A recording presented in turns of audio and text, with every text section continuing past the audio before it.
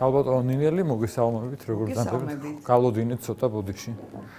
მაგრამ შვენიერ გარემოში და მე ორმაგ მადლობას გახდით, იმიტომ რომ სპექტაკლის წინ ვიხელთ ეს დრო. სუ პირველად, აი როდის გახსოვთ ბავშვობაში, რომ მოგინდათ მსახიობობა და რატო? არასოდეს არ მომდევნებია მსახიობობა.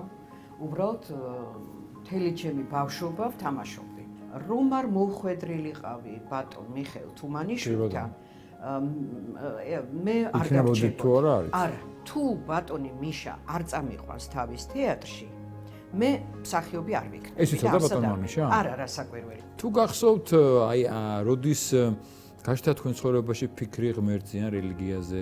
ღმერთი ყოველთვის იყო ჩემ ცხოვრებაში.